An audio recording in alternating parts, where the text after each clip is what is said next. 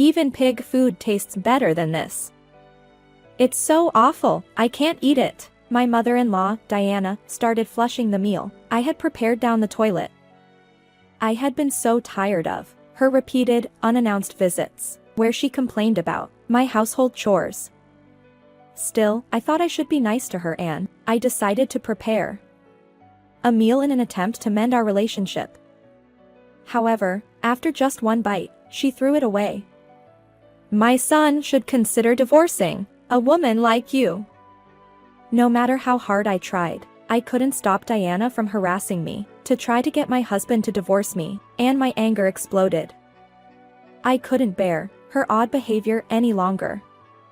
I was prepared to cut ties with her, even if it meant my husband would dislike me. That's when Nathan appeared and suddenly grabbed Diana's neck, taking a surprising action. I'm Elena, 28 years old. It's been a year since I married my husband, Nathan. I met Nathan when I was having a drink with my coworkers at a bar.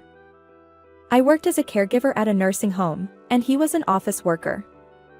Although we have completely different occupations, both our work gatherings just happened to be at the same bar that day. Some people have left the place early and groups were getting small. As I was chatting with some of my colleagues, Nathan and his colleagues joined us. Nathan and I were the same age, and as we shared stories of our experiences at work, the conversation flowed, and we ended up drinking together for 3 more hours. When we parted ways, Nathan asked for my number, which marked the beginning of our relationship. When we went on a date later, I found Nathan to be bright and easygoing, and I was immediately drawn to him. It seemed that he had a positive impression of me from the first time we met. Not long after, we embarked on our official relationship, and we got married after 2 years of dating. Neither Nathan nor I had high-paying jobs, so we didn't lead a luxurious life, but living together in a small apartment was very fulfilling. Even a year into our marriage, we haven't had any major arguments, and we continue to lead a happy life. In the meantime, I had one concern: my relationship with my mother-in-law. She's always mean and would visit our home without notice, and constantly nags. I have night shifts, so there are times when I go back to sleep after making lunch for Nathan. However, every time I'm sleeping, Diana shows up. She looks at me when I wake up and laughs at me. You're still sleeping at this hour, so lazy. And your appearance, don't you have any pride as a woman? With this kind of behavior, Nathan will get tired of you. I'm sorry. It's only 8 a.m. I had been working from the evening to the late night, and I still wanted to sleep. However, Diana woke me up like other times, and started checking if I'm cleaning home properly, or organizing the fridge well. I wonder what Nathan is thinking, marrying a woman who can't even do proper housework. I don't know why he continues this kind of life, instead of living with me. It seems she wants to live with Nathan. When I heard that she wants to live with us from Nathan at first, I strongly refused. Living with such an unpleasant lady would drive me crazy. Nathan also gently declined, understanding that living with his mother would be a burden for me. However, she doesn't seem to give up. She comes to our home almost every day, pointing out how I can't manage the housework, trying to undermine my confidence. I was also always sleep deprived, because she constantly disrupted my sleep. Nathan was also concerned about this, and we discussed our relationship with his mother several times. Nathan asked her to let us know in advance if she was coming to our home, but it seems she didn't care at all. Why do I need permission to visit my own son's apartment? Are you saying that Elena doesn't want to see me? I'm her mother-in-law, isn't that rude? It's not like that. But Elena is busy at work, so please try not to come on weekdays. She's at home every day. It's not like I'm not intentionally bothering her. Tell her that she should to say that to me directly, if she doesn't like me. Nathan was unable to say anything in response to that. Once she realized we couldn't say anything more to her, her actions escalated. I wanted to get ready for work, but Diana wouldn't leave. I need to start getting ready for work. More importantly, the window frames are dirty. Clean them right now.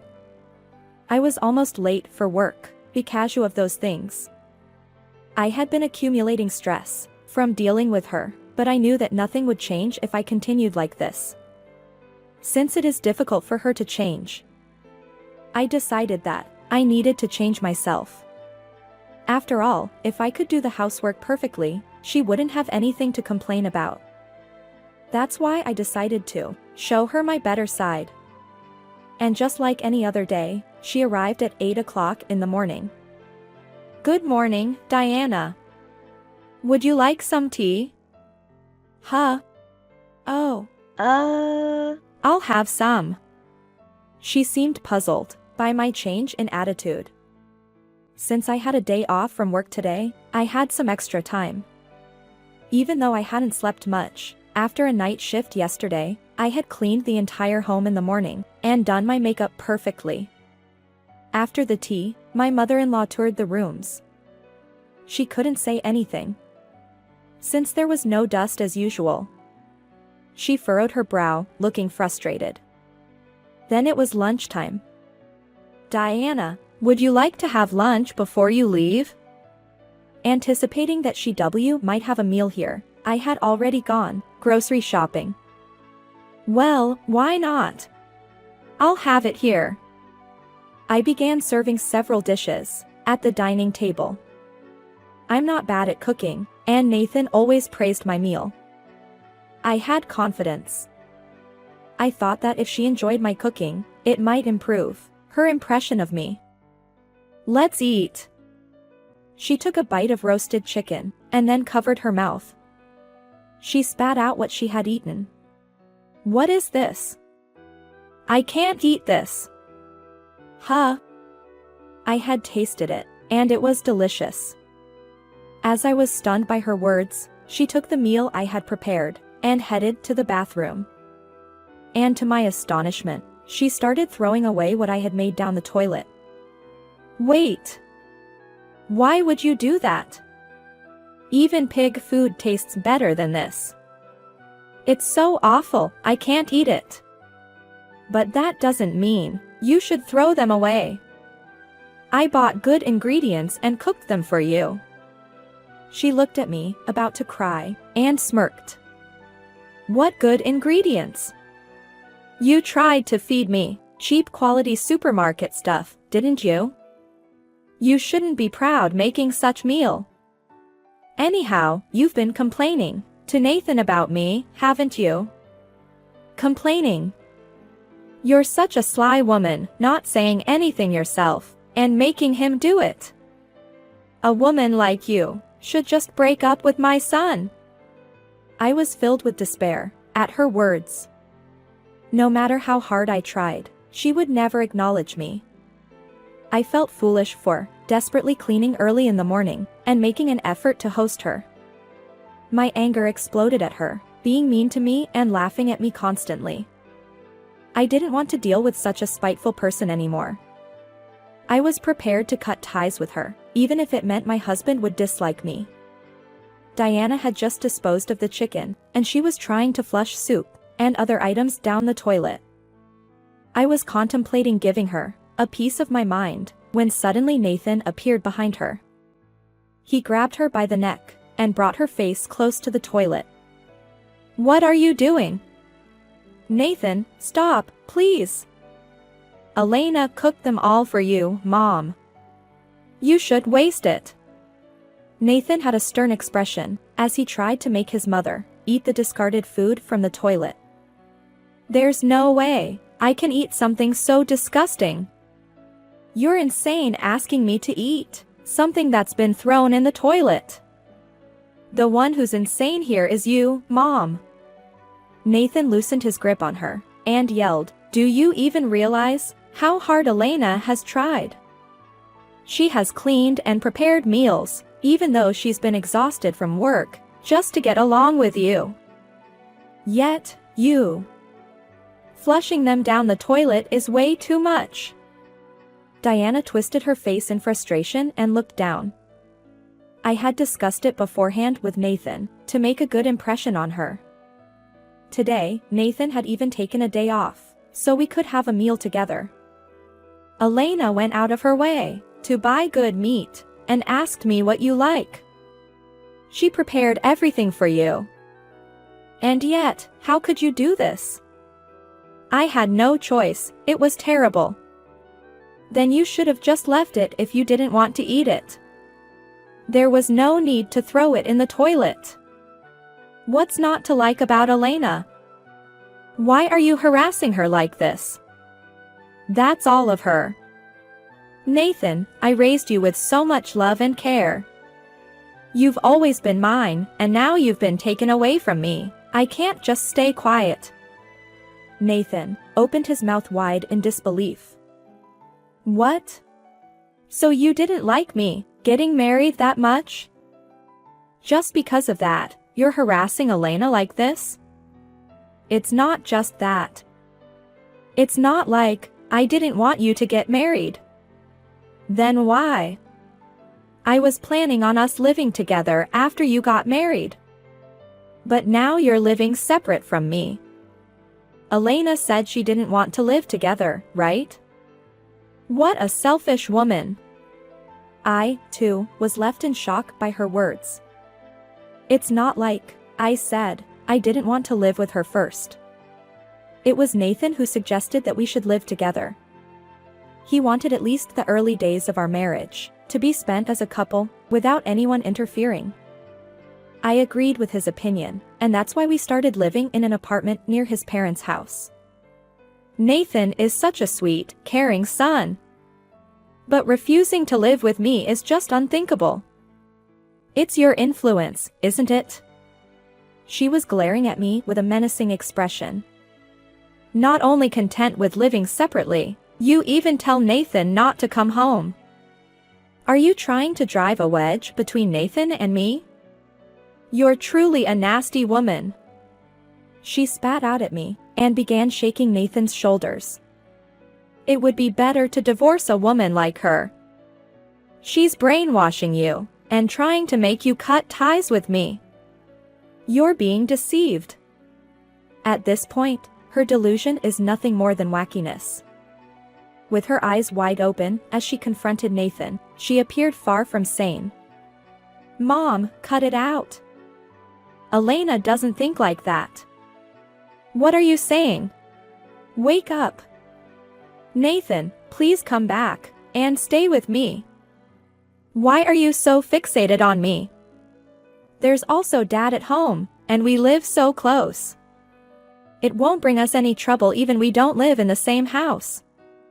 No, I don't want your dad. I'd rather not have that old man around. He used to be handsome when he was young, but now he's just a nuisance, lying around watching TV. She seems to have a bad relationship with her husband, and had a contemptuous expression when talking about him. And then, she looked at Nathan, and let out a wicked smile. Nathan is my precious kid. He's been obedient and adorable since he was a child, always listening to me. But since meeting you, Elena, he's changed. She turned her gaze towards me slowly. I was so terrified I trembled. Since marrying you, Nathan has become rebellious. He never used to disagree with me before. It's all your fault. If only you weren't here. Feeling in danger, I tried to step back, but in the confined space of the bathroom, there was no escape. I ended up bumping into the wall. When her hands slowly reached for my neck, and were about to touch me, Nathan grabbed her hand. Enough already. It's all your imagination, Mom. I'm not yours. Even before our marriage, Nathan had been struggling with his mother's suffocating attitude. He couldn't be rude to her because he was kind, but he had been feeling stifling. Yet, he hadn't thought that her attachment to him was this strong. His face turned red as he shouted. I didn't argue with Mom's opinions, because it was pointless. When you're contradicted, you just screams hysterically, Until everything goes the way you want. But I've had enough. What are you talking about? Nathan, you're on my side, right?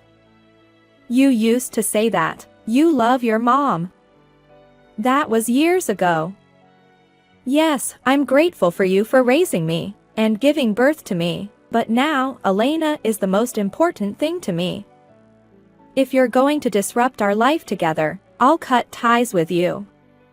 When Nathan said that, Diana was panicked. What are you saying? You're going to abandon me? I can't live if you leave me. You have a pension, and you are financially good, right? If you need money, I'll give it to you. So please, stop interfering in my life. It's not about money. I just need you in my life. Please, don't talk about cutting ties. Diana clung to Nathan, but he stared at her with a deeply exasperated expression. Seeing Nathan's reaction, her face lost its color. What can I do to make you forgive me? Will you forgive me if I reconcile with Elena? Yeah, if Elena forgives you, I'll consider it. That's it. Elena, I'm so sorry. It was my fault. I apologized, please forgive me. Nathan sighed at Diana's clear attempt to be slick. Then, he turned to me. Elena, can you forgive her with this apology? Diana looked at me, with hopeful eyes, thinking that her apology was enough to be forgiven. I was filled with discomfort from her attitude. You can't expect to be forgiven with an insincere apology like that. What? You won't forgive me even though I apologized? Are you really that narrow-minded? What are you talking about? You're only apologizing to me because you don't want Nathan to leave. You haven't shown any remorse for what you did to me. I won't accept that kind of apology. This woman. That's why I'm telling you to leave and never come to our house again. In response to Nathan's cold voice, she clung to his leg with tears in her eyes. Wait. Please don't say that, Nathan. While his mother cried and shouted, the doorbell rang. And when I headed for the front door, my father-in-law, Chris, was standing there with a solemn expression. I'm sorry, is Diana inside? Yes, she is. Heaving a sigh, he gazed at Dana, who was in a state of turmoil and causing a scene. Cut it out already. Stop causing trouble for Nathan and Elena. Why are you even here? Don't tell me what to do. Nathan, I'm sorry. Lately, she's been acting strange, muttering negative things about Elena's by herself at home, and I started worrying that something might be seriously wrong with her. But I never expected it to be this bad. Diana clung to Nathan, her hair disheveled as she seemed to lose control. Observing her like this, Chris realized something was far from normal. He explained Diana's behavior over the past days, his attempts to get her to become more independent from Nathan, her refusal to listen, their daily arguments, the lack of conversation, and her recent habit of leaving the house each morning, likely to harass me, which he disapproved of, but was unable to stop. As a father, you'll never understand. A mother sees her son differently. Just because you think that way, it doesn't mean you can boss him around forever. Nathan is already a grown man. Thinking for himself and taking action is a good thing. We should support him as parents. Shut up. I don't need you telling me what to do. You're always working and neglecting your parenting duties. She seemed completely unreceptive to her husband's words, clinging to Nathan the entire time. Chris heaved another sigh. I've had enough too. I can't keep up with you anymore. Please, let's get a divorce. Fine. I don't need you. Chris remained expressionless, his thoughts inscrutable. But seeing a long-married couple Splitting up so easily like this left me with a sense of sadness. Without even looking at Chris, Diana continued to talk to Nathan. "Nathan is mine! My sweet Nathan!" She kept chanting Nathan's name like a spell, and it was becoming increasingly frightening. She couldn't hear either my voice or Nathan's. Feeling helpless and at a loss, the police suddenly arrived at our house. "We received a report from someone that there was a trespasser causing a disturbance here." "The police." "I called them," Chris said in a calm voice. "I figured you wouldn't listen to us, and you might even refuse to leave, so I reported it before coming here." He muttered that he was glad he made the report. Then, he pointed to Diana and said, "The one causing the commotion is this person." "What?" "I'm Nathan's mother, so this isn't trespassing." Nathan opened his mouth and addressed the police officers, looking troubled as he glanced at us. "I've severed ties with this woman, so she's a stranger now. Can you please take her away?" "Nathan. Why are you saying that?" "Hey, Nathan. You're a kind person, right? You'll forgive me, won't you?" The police officers tried to take her away, grabbing her arms and pulling her out, as she resisted and screamed. Nathan remained silent. "Elena. Convince Nathan, please. I'm his mother. Kicking me out like this is ridiculous. I promise not to harass him anymore. Say something to Nathan." She yelled desperately at me, but I couldn't move. Then, she was taken away by the police, leaving our home.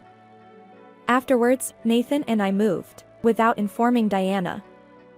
It seemed like she made several attempts to visit Nathan's workplace, but she was escorted out by security guards and reported to the police. A restraining order was issued against her. I also had concerns about her coming to my workplace, so I consulted with my boss and was transferred to another elderly care facility, operated by the same organization. I blocked her calls, and I was eventually succeeded to sever ties with Diana. With her emotional support, Nathan had also cut ties with her, which pushed her into a depressive state. I heard that her appearance deteriorated. She had messy hair and stopped wearing makeup. Perhaps she lost motivation, as her home turned into a hoarder's paradise, and she was shunned by the neighbors. It seemed that no one was concerned about her anymore. Chris formally divorced her and left the house. Initially, the house was in his name, but he decided to let her keep it. In exchange, he got full control of his savings and bought a house in the countryside to lead a self-sustained life. As for us, a sense of peace finally returned to our lives. I was genuinely pleased that Nathan, who is usually calm, yelled for my sake this time. With Nathan by my side, I felt that we could overcome anything. Despite the inevitable challenges ahead, I strongly believed we could face them together.